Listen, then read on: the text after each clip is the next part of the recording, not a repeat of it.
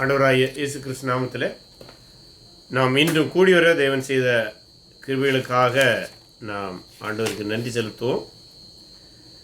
இன்றைய தினத்திலும் நாம் இயேசு கிறிஸ்துடைய வாழ்வும் போதனைகளும் என்கிற வரிசையில் இயேசு கிறிஸ்துடைய வாழ்க்கை வரலாறை நான் 4 சுவிசேஷங்களிலிருந்தும் ஒப்பிட்டு பார்த்து படித்து வருகிறோம். அதில் இயேசு கிறிஸ்துடைய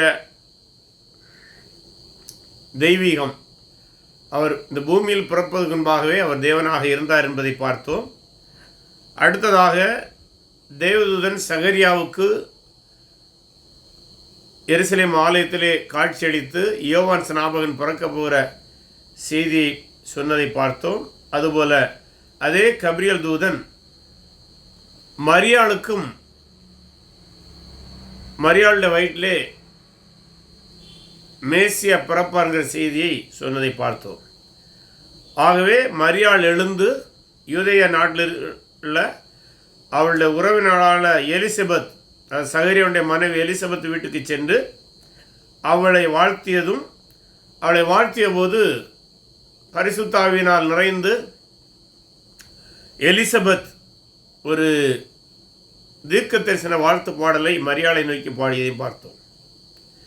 இன்றைய தினத்திலே அதைத் தொடர்ந்து மரியாள் ஒரு வாழ்த்து பாடலை பாடினார். இந்த மரியாள் பாடிய வாழ்த்து லூக்கா எழுதின சுவிசேஷம் 1ஆம் அதிகாரம் 46 தொடங்கி 56 வரை உள்ள வசன பகுதியிலே வருகிறது.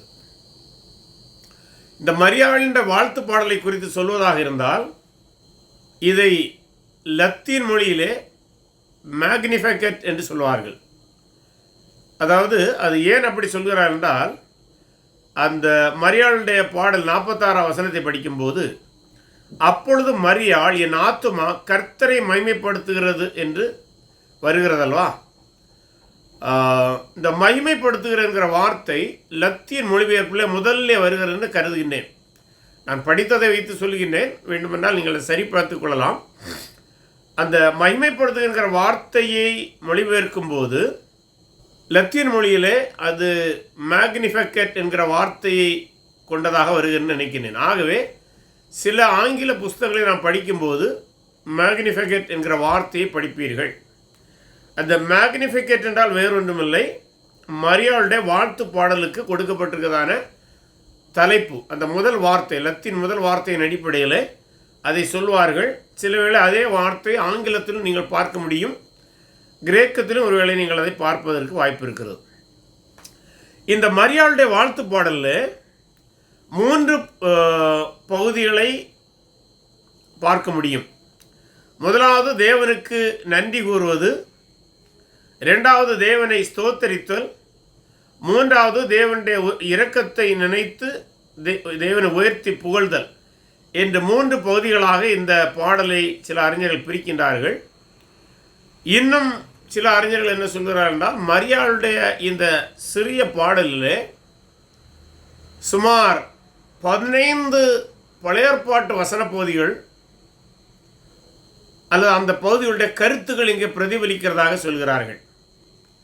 அதை வைத்து என்ன சொல்வார்கள் என்றால், மரியாள் தன்னுடைய இளம் வயதிலேயே வேதவசனத்தை மிகுந்த தெளிவோடும் ஆழமாகவும் கற்றிருந்தால் மட்டும்தான், அல்லது மனப்பாடம் செய்திருந்தால் மட்டுமே மரியாளுடைய பாடலிலே பழையாற்பாடு அந்த அளவுக்கு தாக்கம் செலுத்த முடியும். ஏன்னா இங்கே இருக்கிறதே சுமார் 10 வசனம்தான். இந்த 10 வசனத்துக்குள்ளாக 15 வசன பகுதிகள் பழையாற்பாட்டிலிருந்து அல்லது அந்த கருத்துக்கள் இங்கே பிரதிபலிக்க வேண்டும் என்றால் எவ்வளவு ஆழமான அல்லது தெளிவான வேத அறிவு பழையாற்பாட்டை குறித்து மரியாளுக்கு இருந்திருக்க வேண்டும் என்பது ஆச்சரியமாக இருக்கிறது. மேலும் மரியாளுடைய வயது இந்த இடத்துல 15லிருந்து 18க்குள்ளாகத்தான் இருக்க வேண்டும் என்று சொல்கிறார்கள். ஏனென்றால் மிகவும் இளவயது, மிகவும் கன்னியாக இருந்தவள் என்று கருதப்படுகிறார். ஆகவே அந்த இளம் வயதிலே அவ்வளவு வேத வசன அறிவு இருந்தால் மட்டுமே அவ்வளவு தெளிவான ஒரு பாடலை பழையாற்பாட்டு வசனங்களுடைய பின்னணியிலே அல்லது மேற்கோளுடன் அல்லது கருத்து பிரதிபலிப்புகளோடு அதை பாட முடியும். இனி அந்த பாடலை நாம் சற்று பார்ப்போம். 46 வசனம், லூக்கா 1:46. அப்பொழுது மரியாள், என் ஆத்துமா கர்த்தரை மகிமைப்படுத்துகிறது என்று சொல்கிறார். கர்த்தரை மகிமைப்படுத்துகிறார் என்று சொல்லும்போது நமக்கு தெரியும், she recognized the Lord and his greatness. ஆகவே ஆண்டவருடைய அந்த மகிமையை அல்லது அந்த மகத்துவத்தை அவள் புகழ்கின்றாள். அடுத்ததாக 47 வசனத்தில் அவர் சொல்கிறார், என் ஆவி என் இரட்சகராகிய தேவனில் கழிவுறுகிறது. இந்த இடத்துல ஒரு அருமையான ஒரு இறையியல் சிந்தனை தேவை. என்னவென்றால், என் ஆவி என் இரட்சகராகிய என்று ஒரு சொல்கிறார். அதாவது இரட்சகர் யாருக்கு தேவை? இரட்சகர் பாவிக்குத்தான் தேவை. ஆகவே சில அறிஞர்கள் என்ன சொல்கிறார்கள் என்றால், இந்த இடத்திலே மரியாள் தன்னை பாவமற்றவள் என்று கருதவில்லை. ஏனென்றால் சிலர் இன்று மரியாளை பாவமற்றவர், அது இமாக்குலேட் என்று சொல்வார்கள் இறையிலே, பாவமில்லாதவராக பார்க்கிறார்கள். அது அவர்களுடைய பார்வை. ஆனால் மரியாள் ஒருபோதும் தன்னை பாவமற்றவராக பார்க்கவில்லை. அது மிக முக்கியமானது. அதனால்தான் அவர் சொல்கிறாரு, அவங்க சொல்கிறாங்க, மரியாள் சொல்கிறாங்க, என் ஆவி என் இரட்சகராகிய தேவனில் கழிவுறுகிறது. she needs a savior. ஆகவே மேசியாவை பெற்றெடுக்கிற ஒரு பெரிய பாக்கியம் அவருக்கு கொடுக்கப்பட்டிருந்தாலும் அவர் தன்னுடைய மீட்பராகவும் இருக்க போகிறார் என்பதை இந்த பாடலை கொண்டு வருகிறார். So Mary also needs the saviour என்பதை நாம் இங்கே பார்க்கிறோம். அடுத்ததாக அவர் தம்முடைய அடிமையின் தாழ்வை நோக்கி பார்த்தார். இதோ இது முதல் எல்லா சந்ததிகளும் என்னை பாக்கியவதி என்பார்கள். இங்கே மரியாள் ஒரு விதத்திலே இந்த செய்தியை கேட்டு அல்லது தன்னிலே மேசியா பிறக்க இருக்கிற செய்தியை கேட்டு அதிலேயே பெருமை என்றும் அவருக்கு வந்ததாக தெரியவில்லை. ஆகவே தான் அவர் சொல்கிறார், அடிமையின் தாழ்மையை நோக்கி பார்த்தார். she humbles herself in the presence of God. தேவ சமூகத்திலே அவள் தாழ்த்தியதாக நாம் பார்க்கிறோம். இது தூதன் அவள்கிட்ட சொன்ன போதும் இதே வார்த்தையை அவர் சொன்னதை பார்க்கிறோம். 38 வசனத்திலே, லூக்கா 1:38, இதோ நான் ஆண்டவருக்கு அடிமை என்று சொல்கிறார். ஆகவே அந்த அடிமை என்கிற வார்த்தையை தன்னுடைய தாழ்மையான குணத்திற்கு ஒரு அணிகலனாக அவர் எப்போதும் வைத்திருந்ததை நாம் பார்க்கின்றோம். அடுத்ததாக இது முதல் எல்லா சந்ததிகளும் என்னை பாக்கியவதி என்பார்கள். இங்கேயும் எல்லா சந்ததியினர் என்னை பாக்கியவதி என்று சொல்வார்கள் என்று சொன்னாரே தவிர நான் பாவமற்றவள் என்று சொல்வார்கள் என்று அவர்கள் சொல்லவில்லை. ஆகவே மரியாள் தனக்கு இரட்சகரும் தேவை என்று புரிந்து கொண்டிருக்கின்றார். அதே நேரத்தில் தான் பாவமற்றவள் என்று அவர் ஒருபோதும் அறிக்கை செய்யவில்லை என்பதை காண்கின்றோம். ஆனால் தேவனுடைய கிருபையினாலே மேசியா அவரில் பிறப்பதால் அதை ஒரு பாக்கியமாக அவர் கருதினார். அந்த பாக்கியத்தை பிறரும் அறிந்து கொள்வார்கள் என்கிற தெளிவு அவர்களுக்கு இருந்ததை பார்க்கின்றோம். அடுத்ததாக 49 வசனத்திலே தேவனை குறித்து பேசுகிறார். மீண்டும், வல்லமை உடையவர் மகிமையானவைகளை எனக்கு செய்தார், அவருடைய நாமம் பரிசுத்தம் உள்ளது. தேவனுடைய குணாதிசயத்திலே தேவனுடைய வல்லமையை அங்கே பேசுகிறார், தேவனுடைய மகிமை குறித்து பேசுகிறார், தேவனுடைய பரிசுத்தத்தை குறித்து பேசுகிறார். 50 வசனத்திலே அவருடைய இரக்கத்தை குறித்து பேசுகிறார்.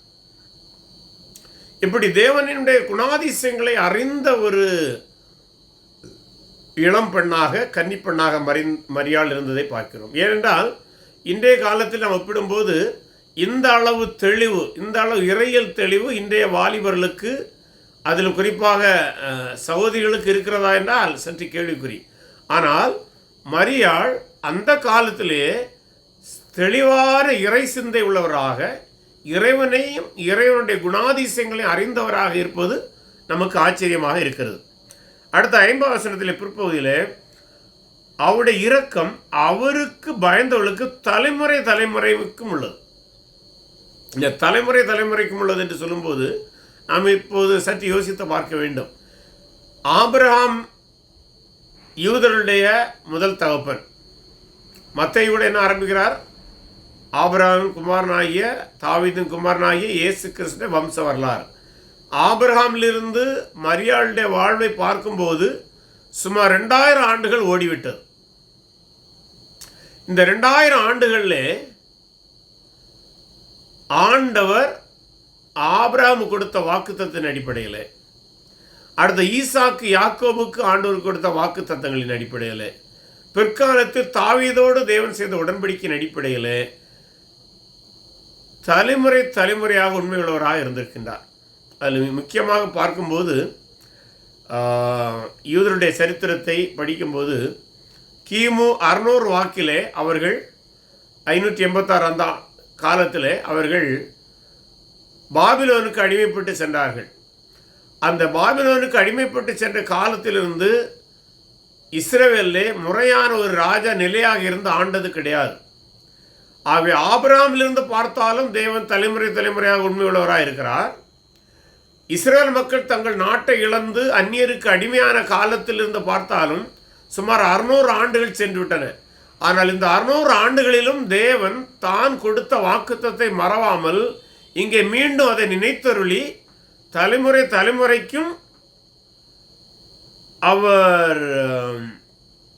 அவருடைய இறக்கம் அவருக்கு பயந்தவர்களுக்கு தலைமுறைக்கு உள்ளது என்று சொல்வதனாலே இத்தனை ஆண்டுகள் கழித்து சென்ற பின்பும் தேவன் அந்த உடன்படிக்கையை நினைத்தருளினார் என்பதைத்தான் அங்கே அவர் வலியுறுத்த வருகிறார். அடுத்ததாக மீண்டும் தேவனுடைய ஒரு குணாதிசை சொல்கிறார். தம்முடைய புயத்தினாலே பராக்கிரமம் செய்தார், இருதய சிந்தையில் அகைந்துள்ளவர்களை சிதறடித்தார். இது தேவனுடைய வல்லமையை, அதாவது வல்லமையுடையவர் என்று சொன்ன அதே வார்த்தையோடு மேலும் வலு சேர்க்கக்கூடிய ஒரு வார்த்தையாக சொல்கிறார். அடுத்ததாக 52ஆம் வசனத்திலே பலவான்களை ஆசனங்களிலிருந்து தள்ளி தாழ்மையானவர்களை உயர்த்தினார். பலவான்களை ஆசனத்திலிருந்து தள்ளி தாழ்மையான உயர்த்தினார் என்று சொல்லும்போது நமக்கு தானியேலே ஒரு தரிசனம் நேபுகாத்நேச்சார் பார்ப்பார் இல்லையா? ஒரு பெரிய ஒரு சிலை பொன்னால் செய்யப்பட்டிருந்தது. தலை பொன், மார்பு வெள்ளி, வயிறு பகுதிகள் வெண்கலம், அடுத்த கால் பகுதிகளெல்லாம் இரும்பில் இருந்ததை பார்க்கிறோம். அதில் ஒரு கல் வந்து மோதி, கையால் பெயர்க்கப்படாத கல் வந்து மோதி அதை கவிழ்த்து போட்டதுன்னு பார்ப்போம் அல்லவா? அதற்கொத்ததான கருத்து இங்கே வருகிறது. என்னவென்றால் ஆசனங்களிலிருந்து தள்ளி என்று சொல்லும்போது ராஜ்யங்களை கவிழ்த்து அல்லது ராஜ்யங்களை ஒழித்து தேவன் அல்லது மேசியா தன்னுடைய ராஜ்யத்தை ஸ்தாபிப்பார் என்பதைத்தான் சொல்கிறது. ஆகவே மரியாளுடைய வயிற்றில் பிறக்க போகிற மேசியா அனைத்து ராஜ்யங்களையும் மேற்கொண்டு தன்னுடைய நித்திய ராஜ்யத்தை ஸ்தாபிக்க போகிறார் என்பதை அவர் அங்கே அறிக்கையிடுகிறார். அத்தோடு தேவனுடைய குணாதிசயத்தை 53 படிக்கும்போது பசி உள்ளவர்களை நன்மைகளினால் நிரப்பி ஐஸ்வர்யம் உள்ளவர்களை வறுமையாய் அனுப்பிவிட்டார் என்று பார்க்கிறோம். இவனமாக தேவன் போஷிக்கக்கூடியவர் என்பதையும் அவர் அங்கே சொல்கிறார். அடுத்ததாக நம்முடைய பிதாக்களுக்கு அவர் சொன்னபடியே ஆபிரகாமுக்கும் அவன் சந்ததிக்கும் என்றென்றைக்கும் இரக்கம் செய்ய நினைத்து தம்முடைய தாசனாகி இஸ்ரவேலை ஆதரித்தார் என்றார். இங்கே நாம் ஏற்கனவே சொன்னோன்னமாக ஆபிரகாமுக்கு கொடுத்த வாக்கு தத்துவம் இல்லை, உன் சந்ததிக்குள் பூமி அனைத்தும் ஆசீர்வதிக்கப்படும் என்று சொன்னோன்னமாக கலாத்தியர்களை பிற்பாடு அதை குறித்து விளக்கும் போது பவுல் சொல்வார் அந்த சந்ததி கிறிஸ்துவே என்று சொல்வார். ஆகவே அந்த கருத்து தான் இங்கே வலியுறுத்தப்படுகிறது. ஆபிரகாமுக்கு கொடுத்த வாக்குத்தத்தின் அடிப்படையில் இப்போது தம்முடைய தாசனாகி இஸ்ரவேலை ஆதரித்தார். இந்த இடத்தில் வருகிற தம்முடைய தாசனாகிய இஸ்ரவேல் என்பது ஆபிரகாமுடைய பேரனாகிய இஸ்ரவேல் மட்டுமல்ல, அவனுடைய முழு வம்சத்தையும், ஆபிரகாம், ஈசாக்கு, யாக்கோபுக்கு மறுபெயர் இஸ்ரவேல். ஆக இந்த இஸ்ரவேல் மட்டுமல்ல, அது ஆபிரகாமுடைய பேரனாகிய இஸ்ரவேல் மட்டுமல்ல, அவனுடைய பேரனாகிய யாக்கோபு என்கிற இஸ்ரவேலுடைய அனைத்து வம்சத்தவரையும் அவர் ஆதரித்தார் என்று சொல்லும்போது அது மேசியாவுடைய ஆட்சியிலே அது நிறைவேறக்கூடியதாக இருக்கிறது என்று நாம் பார்க்கிறோம். இப்படி அவர் மரியாள் தேவனை வாழ்த்தி பாடிவிட்டு மேசியாவை பெறுகிற அந்த பாக்கியத்திற்காக தேவனை வாழ்த்தி பாடுகிறார். அடுத்தது மரியாள் ஏறக்குறைய 3 மாதம் அவளுடனே இருந்து, அதாவது எலிசபெத்தோடு இருந்துவிட்டு தன் வீட்டிற்கு திரும்பி போனதாக நாம் பார்க்கின்றோம்.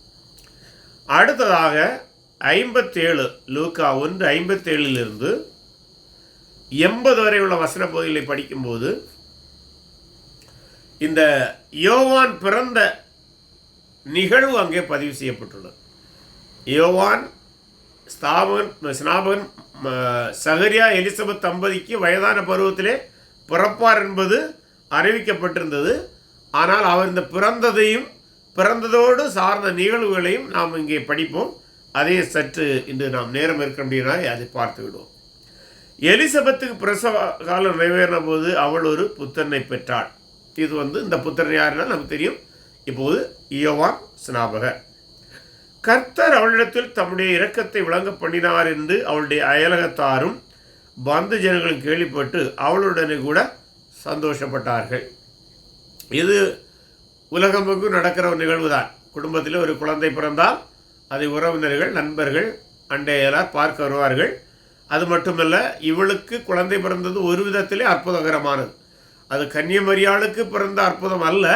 அதே நேரம் இவர்கள் வயதான பருவத்திலே பிறந்தபடியினாலே ஒரு விதத்திலே இதுவும் அற்புத நிகழ்வாகவே கருத வேண்டியதாக இருக்கிறது. ஆகவே எல்லோரும் அதை குறித்து மகிழ்ச்சி அடைகிறார்கள்.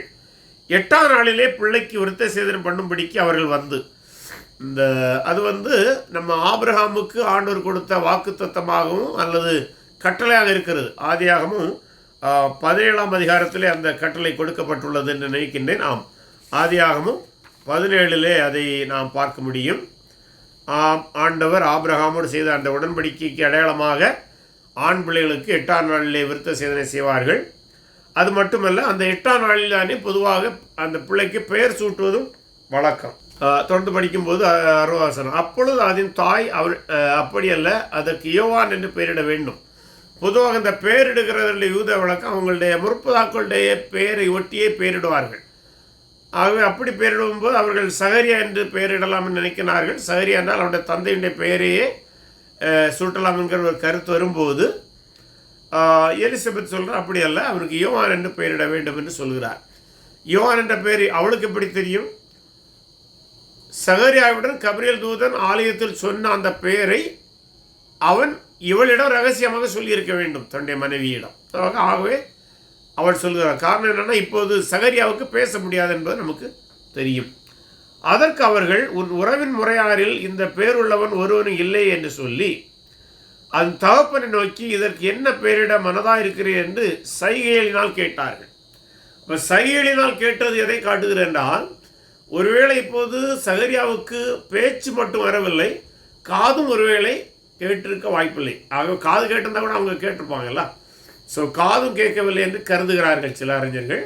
ஆகவே தான் சைகை மொழியிலே கேட்கிறார்கள். ஸோ சைகை மொழியிலே பேர் என்ன இட வேண்டும் என்று கேட்டபோது அவர் எழுத்து பலகையை கேட்டு வாங்கி, அப்படின்னா ஒரு போர்டு மாதிரி உள்ளது, நம்ம இன்னைக்கு ஸ்லேட்டுன்னு சொல்லல, அதே போல தான் அன்றைக்கு பலகையிலே மெழுகு தடையை வைத்திருப்பார்கள்.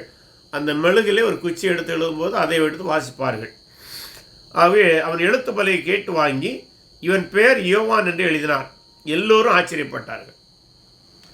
ஏன்னா எலிசபெத்தும் அதே பெயரை சொல்கிறார், இவரும் அதே பெயரை சொல்கிறார்.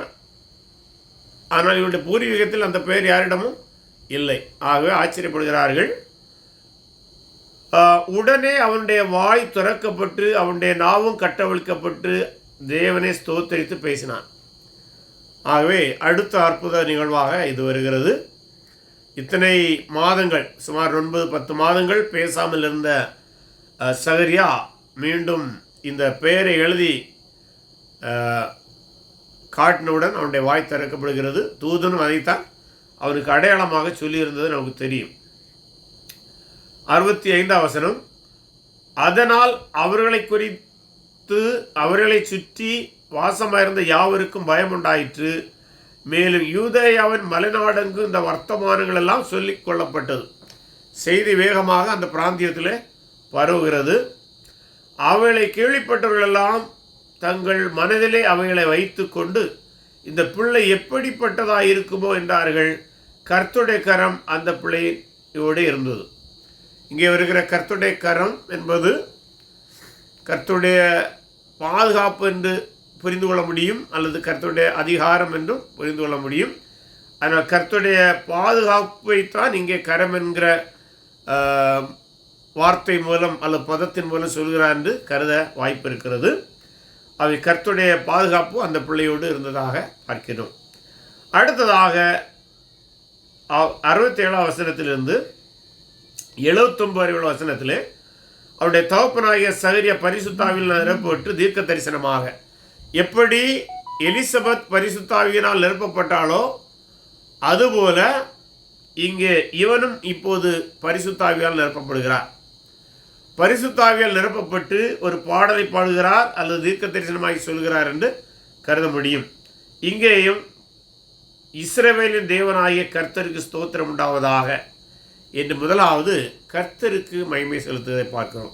எப்போதுமே இந்த மரியாளுடைய பாடலாக இருக்கட்டும், எலிசபெத்துடைய பாடலாக இருக்கட்டும், சகரியாவுடைய பாடலாக இருக்கட்டும், அவர்கள் எல்லோருமே முதலாவது கர்த்தரைக்குத்தான் அந்த முக்கியத்துவத்தை கொடுக்கிறார்கள் என்பதை கவனிக்க முடியும். ஆகவே தேவனை ஸ்தோத்தரித்த பின்பு அவர் நம்முடைய பிதாக்களுக்கு வாக்குத்தத்தம் பண்ணின இரக்கத்தை செய்வதற்கும், இங்கே மீண்டும் எதைத்தான் சொல்றாரு? பிதாக்களுக்கு வாக்குத்தத்தம் செய்தது. நீங்கள் நம்ம இந்த வசன பகுதி படிக்கும்போது இஸ்ரவேலுடைய சரித்திரத்தை சற்று மனதில் கொண்டு வந்தால் நலமாயிருக்கு. ஏனென்றால் நாம் ஏற்கனவே பார்த்த வண்ணமாக மரியாளுடைய பாடலில் தலைமுறையாக என்று சொல்கிற வண்ணமாக பிதாக்களுக்கு வாக்குத்தத்தம் பண்ணின மெசியாவுக்காக இவர்கள் காத்து கொண்டிருக்கிறார்கள். யார்? சகரியா மட்டுமல்ல, அல்லது எலிசபெத் மட்டுமல்ல, அல்லது மரியாள் மட்டுமல்ல, முழு இஸ்ரவேல் தேசமும் தங்களை அடிமைத்தனத்திலிருந்து மீட்டுக் கொள்வதற்கு தேவன் தீர்க்கதரிசியின் மூலமாய் வாக்குத்தத்தம் பண்ணினவருக்காக, அல்லது தங்களுடைய முற்பதாக்களுக்கு வாக்குத்தத்தம் பண்ணினவருக்காக காத்திருக்கிறார்கள். அதைத்தான் அவர் இங்கே நினைவு கூறுகிறார். நம்முடைய பிதாக்கள் என்று சொல்லும்போது மீண்டும் ஆபிரகாம், ஈசாக், யாக்கோபு அவர்கள் காலத்திலிருந்தே வாக்குத்தத்தம் பண்ண இரக்கத்தை செய்வதற்கும், தம்முடைய பரிசுத்த உடன்படிக்கையை நினைத்தருளி, அவருடைய பரிசுத்த உடன்படிக்கை என்று சொல்லும்போது ஆண்டவர் பல்வேறு காலங்களிலே ஆபிரகாமோடு, ஈசாக்கோடு, யாக்கோபோடு, பின்பு தாவீதோடு உடன்படிக்கை செய்தார். அது மட்டுமல்ல, நாம் எரேமியா புஸ்தகத்தை படிக்கும்போது எரேமியா 31 அதிகாரத்தில் 31 முதல் 34 படிக்கும்போது ஒரு உடன்படிக்கை வருகிறது. அதை சில வேளைகளிலே புது உடன்படிக்கை என்று சொல்வார்கள். அதாவது இஸ்ரேல் தேசத்தோடு தேவன் செய்ய போகிறதான புது உடன்படிக்கை. அந்த உடன்படிக்கை மேசியாவிடமிருந்து தொடங்கும் என்பது ஒரு கருத்து. அந்த உடன்படிக்கை குறித்து பிற்பாடு எசேக்கியேல் தீர்க்கதரிசியும் எசேக்கியேல் 36 அதிகாரத்தில் 24 முதல் 27 உள்ள வசன பகுதிகளிலே சொல்லியுள்ளார். நாம் தேவையானால் அதை சற்று படித்தால் பயனுடையதாக இருக்கும். ஆகவே முதலாவது எரேமியா படிப்போம். எரேமியா 31 முதல் 34 வசனத்தை படிப்போம். இதோ நாட்கள் வரும் என்று கர்த்தர் சொல்கிறார், அப்போது இஸ்ரவேல் குடும்பத்தோடும் யூதா குடும்பத்தோடும் புது உடன்படிக்கை பண்ணுவேன். நான் அவர்கள் பிதாக்களை எகிப்து தேசத்தில் அழைத்து வர கைப்பிடித்த நாளிலே அவர்களோடே பண்ணின உடன்படிக்கையின்படி அல்ல. ஏனெனில் நான் அவர்களுக்கு நாயகராய் இருந்தும் அந்த என் உடன்படிக்கை அவர்கள் மீறி அவமாக்கி போட்டார்களே என்று கர்த்தர் சொல்கிறார். அந்நாட்களுக்கு பிற்பாடு நான் இஸ்ரவேல் குடும்பத்தோடே பண்ணப்போகிற உடன்படிக்கையாவது, நான் என் நியாயப்பிரமாணத்தை அவர்கள் உள்ளத்திலே வைத்து அதை அவர்கள் இருதயத்திலே எழுதி, நான் அவர்கள் தேவனாயிருப்பேன், அவர்களின் ஜனமாயிருப்பார்கள் என்று கர்த்தர் சொல்கிறார். இவனுமா இனி 34 கூட, இனி ஒருவன் தன் அயலானையும் ஒருவன் தன் சகோதரனை நோக்கி கர்த்தரை அறிந்து கொள் என்று போதிப்பதில்லை. அவர்கள் சிறியவன் முதல் பெரியவன் மட்டும் எல்லோரும் என்னை அறிந்து கொள்வார்கள் என்று கர்த்தர் சொல்கிறார்.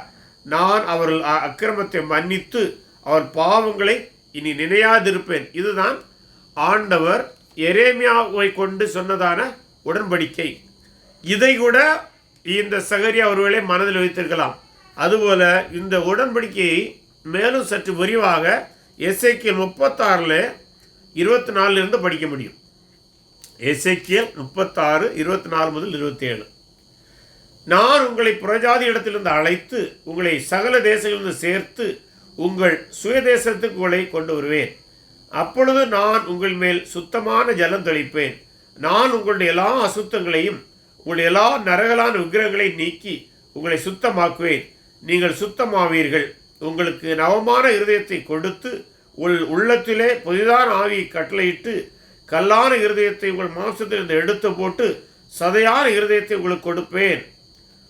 உங்கள் உள்ளத்திலே என் ஆவியை வைத்து உங்களை என் கட்டளை நடக்கவும் என் நியாயங்களை கை கொள்ளவும் அன்படி செய்யவும் பண்ணுவேன் என்று ஆண்டவர் புது உடன்படிக்கையை செய்வதாக வாக்களிக்கிறார். ஆகவே சகரியா தம்முடைய பரிசுத்த உடன்படிக்கையை நினைத்தரல் என்று சொல்லும்போது ஆபிரகாம், ஈசாக்கு, யாக்கோபோடு செய்த உடன்படிக்கை, தாவீதோடு செய்த உடன்படிக்கை, எரேமியா, எசேக்கியேல் தீர்க்கதரிசி காலத்திலே வரப்போகிறதான புதிய உடன்படிக்கை, இவை அனைத்தையும் மனதில் கொண்டுதான் அவர் சொல்லியிருக்க வேண்டும்.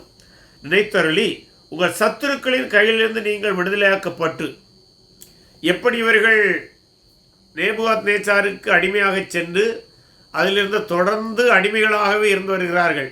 இந்த வசனங்கள் நடந்த காலங்களிலே கூட முதல் நூற்றாண்டில் இவர்கள் ரோமருக்கு அடிமைகளாகத்தான் இருக்கிறார்கள். ஆகவே யார் தங்களை இந்த அடிமைத்தனத்திலிருந்து விடுவிப்பான்கிறதை அவர்கள் எதிர்பார்த்து இருக்கிறார்கள். உங்கள் சத்துருவின் கைகளிலிருந்து அவர்கள் நீங்கள் விடுதலையாக்கப்பட்டு உயிரோடு இருக்கும் நாளெல்லாம் பயமல்லாமல் எனக்கு முன்பாக பரிசுத்தத்தோடும் நீதியோடு எனக்கு ஊழியம் செய்ய கட்டளையிடுவேன் என்று அவன் நம்முடைய பிதாவாகிய ஆபிரகாமிட்ட கட்டளையை நிறைவேற்றுவதற்கும், அப்போ எல்லாவற்றுக்கும் மேலாக ஆபிரகாம் கொடுத்த கட்டளை நிறைவேற்றுவதற்கும் ஆதி முதற் கொண்டிருந்த தம்முடைய பரிசுத்த தீர்க்கதரிசியின் வாக்கினால் தாம் சொன்னபடியே, பரிசுத்த வாக்கினால் தீர்க்கதரிசியின் வாக்கினால் சொன்னபடி என்பதுதான் எரேமியா, எசேக்கியேல் சொல்லப்பட்ட வாக்குத்தத்தங்கள் அல்ல தீர்க்க தரிசனங்கள். இவைகளின்படி தமது ஜனத்தை சந்தித்து மீட்டு கொண்டு, அப்படியானால் இவைகளெல்லாம் நிறைவேறும்படியாக அந்த மீட்பிற்கான தேவ திட்டம் ஆரம்பித்து விட்டது என்பதை சொல்கிறார். இந்த இடத்துல தொடர்ந்து படிக்கும்போது நம்முடைய சத்துருக்களின் என்றும் நம்மை பகைக்கிற யாவருடைய கைகளின்றும் நம்மை ரட்சிக்கும்படிக்கு, இந்த இடத்துல அவர்கள் ரட்சிப்பை குறித்து யூதருடைய பார்வை என்னவென்றால், ரட்சிப்பு என்கிற வார்த்தையை தனி மனிதனோடு ஒப்பிடும்போது அவர்கள் என்ன சொல்வார்கள் என்றால், அது பாவத்திலிருந்து மீட்கப்படுதல் என்று சொல்வார்கள். சில வேளை நோயிலிருந்து மீட்கப்படுதல் என்று சொல்வார்கள். ஆனால் இதே ரட்சிப்பு என்கிற வார்த்தையை தேசத்தோடு ஒப்பிடும்போது தேசத்துக்கு எதிரிடமிருந்து வருகிறதான அச்சுறுத்தலை நீக்கி தேவன் கொடுக்கிற பாதுகாப்பையும் ரட்சிப்பு என்று சொல்வார்கள். தேசத்திலே மிகுந்த செழிப்புண்டாயிருக்கும் போதும் அது தேவன் அளித்த ரட்சிப்புடைய விளைவு என்று சொல்வார்கள். ஆகவே தனிமனதோடு ஒப்பிடும்போது பாவ மன்னிப்பும் நோயிலிருந்து விடுதலையும், தேசத்தோடு ஒப்பிடும்போது எதிரிடமிருந்து பாதுகாப்பும் செழிப்பையும் அவர்கள் புரிந்து கொள்வார்கள். ஆகவே தான் அவர் சொல்றாரு, தமது ஜனத்தை சந்தித்து மீட்டு கொண்டு. அப்படியானால் தேவன் இங்கே அருள் இருக்கிறதான் மீட்பு தனி மனிதனுக்கு மட்டுமல்ல, அது தேசத்துக்கும் உரியதாக இருக்கிறது. தேசத்தை அடிமையாக இருக்கிற தேசத்தை ஆண்டவர் மீட்டு கொள்வார், எதிரிடமிருந்து மீட்டு தன்னுடைய ஆட்சியை அமைப்பார் என்பதுதான் அதனுடைய பொருளாக வருகிறது.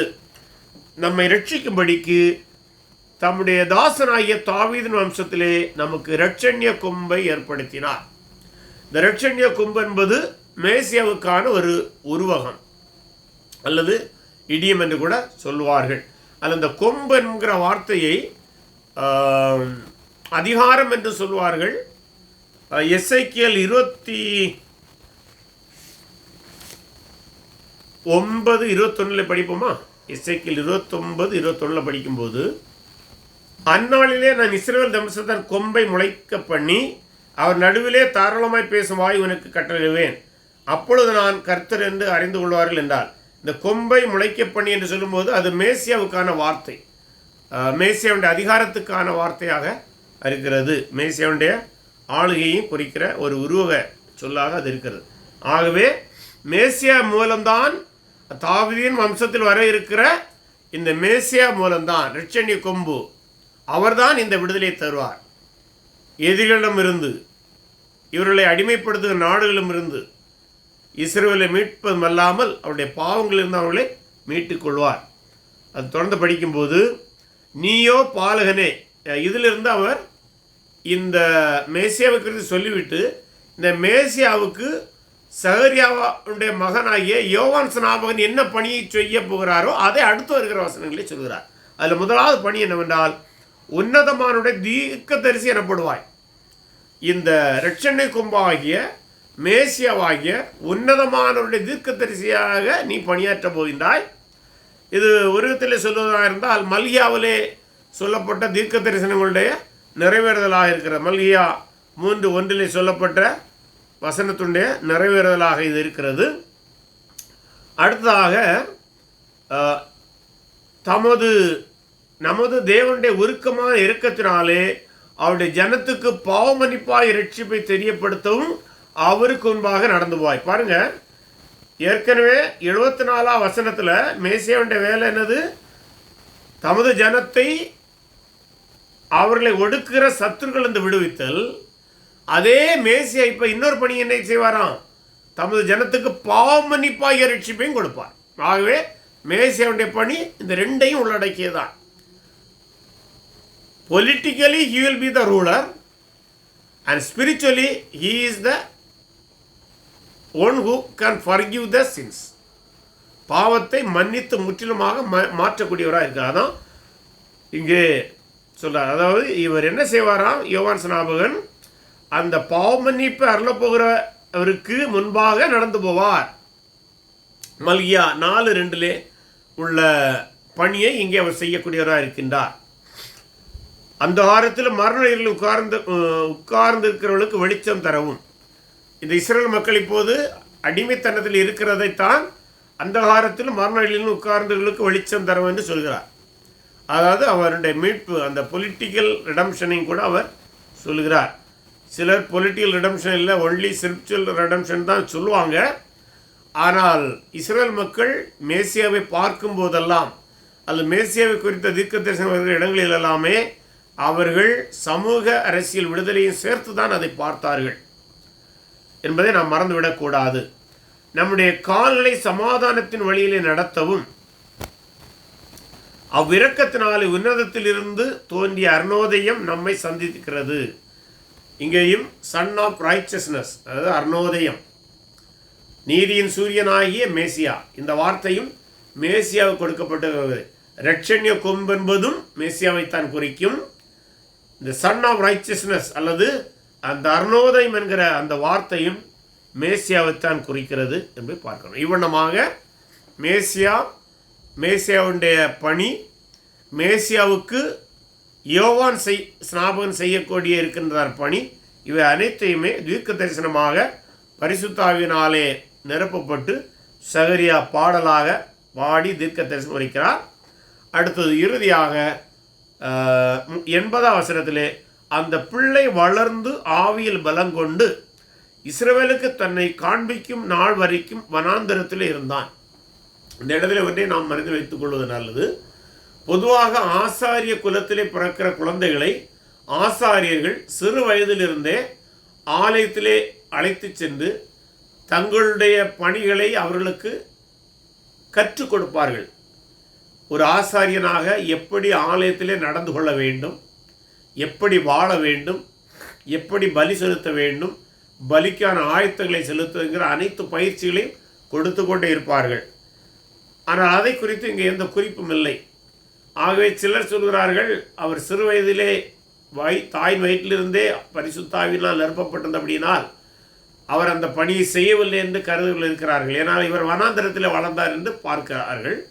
ஆனால் வேறு சில அறிஞர்களுடைய பார்வை என்னவென்றால், இவர் தன்னுடைய இளம் பருவத்திலே ஆசாரிய குடும்பத்திலே அவர்கள் செய்கிறது போல அடிப்படையாக ஆலயத்தை குறித்து சில அனுபவங்கள் தந்தையோடு சென்று பெற்றிருப்பார். அதில் மாற்று கருத்து இல்லை.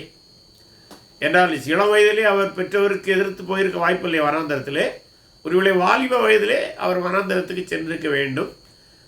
குறைந்தபட்சம் 13 வயசு வரையாவது அவர் குடும்பத்தோடு தான் இருந்திருக்க வேண்டும். ஏனென்றால் யூதருடைய பார்வையிலே 13 வயசிலிருந்து தான் அது ஒரு முழு மனிதனாக அவர்கள் கருதுவார்கள். ஆகவே குறைந்தபட்சம் 12-13 வயது வரை அவர் குடும்பத்தோடு இருந்திருக்கலாம். அந்த காலகட்டத்திலே அவர் தன்னுடைய தந்தையோடு எருசலேம் ஆலயத்துக்கு சென்று எருசலேம் ஆலயத்திலே தன்னுடைய தந்தை செய்கிற பணிகளை கவனித்திருக்க முடியும். அடுத்தது வாலிப வயசில் அவர் வனாந்தரத்துக்கு சென்று வனாந்தரத்தில் ஒரு துறவி போன்ற ஒரு வாழ்க்கையை வாழ்ந்தார். அப்பழுக்கற்ற ஒரு வாழ்க்கை. சில அறிஞர்கள் சொன்னார்கள் இவர் எசனேயர்களுடைய கூட்டத்தோடு வாழ்ந்து வந்தார் என்று சொல்கிறார்கள். ஆனால் சில அறிஞர்கள் அதை முற்றுமாய் மறுக்கிறார்கள். அதற்கு சாத்தியமல்ல. இவர் சிறு வயதிலிருந்தே, குறிப்பாக தாயின் வயிற்றிலிருந்தே பரிசுத்தாவியினால் நிரப்பப்பட்டபடியினாலே இவர் தனியான ஒரு வாழ்வை தான் வாழ்ந்தார். அவர் கும்ரான் குகைகளிலோ அல்லது அந்த வனாந்தரத்தில் வாழ்ந்தால் கூட அவர் இந்த எசனேயருடைய குழுவோடு எந்த தொடர்பு இல்லாமல் வாழ்ந்தார் என்று கருதுகிற அறிஞர்கள் இருக்கிறார்கள். ஏனென்றால் எசனேயருடைய குழுவோடு சேர்ந்துதான் அவர் வாழ வேண்டும் என்கிற கட்டாயம் இல்லை. ஏனென்றால் பெற்றோரோடு வாழாமல் வனாந்தரத்திலே சென்று வாழக்கூடிய ஒருவரால் அங்கிருக்கிற எசனேயர்களுடைய துறவிகளோடு வாழ வேண்டிய தேவையில்லை. ஆகவே ஒரு தனியான ஒரு வாழ்க்கையை வாழ்ந்தார். தேவனோடு உறவாடி கொண்டிருந்தார். தேவனுடைய வார்த்தைகளை குறித்து மேலும் தெளிவு பெற்றவராக இருந்து அந்த ஆண்டவர் அவரை அழைத்த பருவத்திலே சுமார் 30வது வயதிலே இஸ்ரவேலுக்கு அவர் வெளிப்படுகிற காலங்களிலே அவர் வெளியே வந்து தன்னுடைய ஊழியத்தை ஞானஸ்நானம் மூலம் ஆரம்பித்ததாக கருதுகிறார்கள். இந்த ஞானஸ்நானம் என்பது அது முக்கியமாக அவர்கள் எசனேயர்களிடம் தொடர்பில்லை என்று சொல்வதற்கு காரணம் என்னவென்றால், எசனேயர்களும் தங்களை பின்பற்றுகிறவர்களுக்கு ஒரு வகையான ஞானஸ்நானத்தை கொடுத்தார்கள் என்று கருதப்படுகிறது. ஆனால் அதுக்கு அவர்கள் என்ன விளக்கம் கொடுத்தார்கள் என்று சொல்கிறார்கள் என்றால், சரீரத்தை கழுவதன் மூலம், அதாவது சரீரத்தை பரிசுத்தப்படுத்துவதன் மூலம் கொஞ்சம் கொஞ்சமாக ஆத்துமா பரிசுத்தப்படும் என்று விளக்கம் கொடுத்தார்கள். ஆனால் யோவானுடைய விளக்கம் அப்படி அல்ல. யோவான் சரீரத்தை பரிசுத்தப்படுத்துவதன் மூலம் ஆத்துமா பரிசுத்தமாகுங்கிற நோக்கத்தோடு அவர் ஞானஸ்நானம் கொடுக்கவில்லை. அவர் கொடுத்த நோக்கம் மனம் திரும்புவதற்கான ஞானஸ்நானம் பார்க்கிறோம். அது உள்ளிருந்து வெளியிலே வருவது. எசனேயருடைய பார்வை வெளியிலிருந்து உள்ளே செல்வது. யோவானுடைய பார்வை உள்ளிலிருந்து வெளியே வருவது. உள்ளே பரிசுத்தமானதுக்கு அடையாளமாக மேலும் அந்த யோவான் ஸ்நானனுடைய சீசனாக அந்த சங்கத்திலே அந்த ஐக்கியத்திலே சேர்வதற்கு அடையாளமாகத்தான் அந்த ஞானஸ்நானம் கொடுக்கப்பட்டது. ஆகவே எசனேயர்களுடைய பியூரிஃபிகேஷன் அல்லது தூய்மைப்படுத்தல் சடங்கு வேறு, அதற்கான விளக்கமும் வேறு. யோவான் ஸ்நாபர் கொடுத்த ஞானஸ்நானம், அதற்கு அவன் கொடுத்த விளக்கம், அதன் நோக்கம் அனைத்தும் முற்றிலும் வேறுபட்டது. ஆகவே எசனேயர்களோடு யோவான் ஸ்நாபகரை அடையாளப்படுத்த வேண்டாம் என்பது பல அறிஞர்களுடைய கருத்தாக இருக்கிறது. சரி, இதுவரை நாம் இன்றைக்கு இதுவரை பார்த்திருக்கின்றோம். அடுத்த வாரத்திலே தொடர்ந்து நாம் பார்க்க முடியும். இப்போது இது குறித்து உங்களுடைய கருத்துக்களை அல்லது ஆசீர்வாதங்களை பகிர்ந்து கொள்ளலாம். சகரியாவுக்கு வந்து அந்த தேவாலயத்துக்குள்ள ஒரு தரிசனம் கொடுக்கப்படுது இல்லையா, ஒரு குழந்தை பிறக்கும் அப்படின்னு சொல்லிட்டு.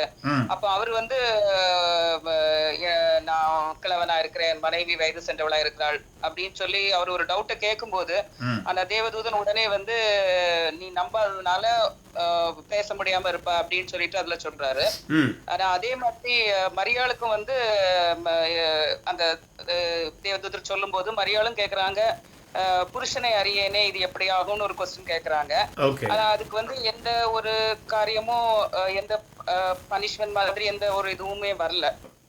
லூக்கா 1:18 இதை நான் எதனால் அறிவேன், இதை எதனால் அறிவேன் என்பது அது அந்த அந்த மொழி அடிப்படையில் யூதருடைய மனப்பான்மையில் பார்க்கும்போது அதான் அவனுக்கு அடையாளத்தை கேட்கிறான். அது ஒரு விதமான சந்தேகத்தை எழுப்பக்கூடிய ஒரு வார்த்தை, அல்லது இந்த விசுவாசத்திலே சற்று குறைந்த நிலையில் இருக்கும்போது அந்த அடையாளத்தை கேட்பாங்க. அதனால தான் அந்த தூதன் அவனே அந்த நீ விசுவாசியாதபடியால் என்று கடிந்து கொண்டது. ஸோ அந்த அந்த அந்த வார்த்தை அதான் க்ளூ. அதாவது நான் எதனால் அறிவேன் என்று கேட்குறான். ஸோ அப்போ ஹீ சீக்ஸ் த சைன். இங்கே மரியாள் சைனு கேட்கல. மரியாள் ஷீ ஆஸ்க்ட் an explanation. நான் அன்மேரிடாக இருக்கிறேன், இது எப்படி ஆகுங்கிற எக்ஸ்ப்ளனேஷன் தான் கேட்டாலே தவிர she did not put any doubt on the words. அங்கே அப்படி இல்லை, அவன் அடையாளத்தை கேட்டான். ஆகவே தான் அந்த வித்தியாசத்தை நாம் இங்கே பார்க்குறோம். ஸோ மரியாளிடம் விசுவாச குறைவு கிடையாது, விளக்கம் கேட்டாள்.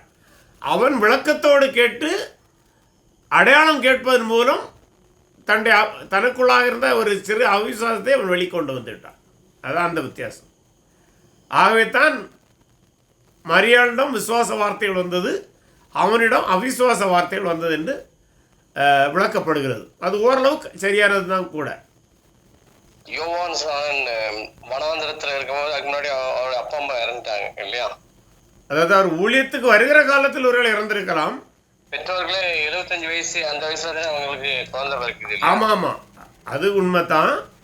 அது அதனால தான் நானும் ஒரு வார்த்தை சொன்னேன், குறைந்தபட்சம் 10-15 வயது வரை அவர்கள் இருந்திருக்கலாம் என்று கருதுகிறோம். அவ்வளோதான். அதன் பின்பு அவர் வனாந்திரத்துக்கு சென்றிருக்கலாம். உங்களுடைய அப்சர்வேஷன் கரெக்டாக வரும். வனாந்திரத்தில் இருக்க காரணம் அங்கே பெற்றோர்களே இல்லை, அதனால அவர் வனாந்திரத்துல இருந்து கத்தரை அறிகிறவிட வளர வேதத்தை தியானித்திருக்க வேண்டும். அங்கே வனாந்திரத்துல பெற்றோர் இல்லாத ஒரு காரணமா இருந்திருக்கலாம். அந்த துறவு வாழ்க்கைக்கு தடையில்லாத விடுவதற்கும் இருந்திருக்கலாம். ஏன்னா இஸ்ரவேலுக்கு தன்னை காண்பிக்கும் மட்டும் என்கிற ஒரு வார்த்தை அதில் வரும்னு நினைக்கிறேன்.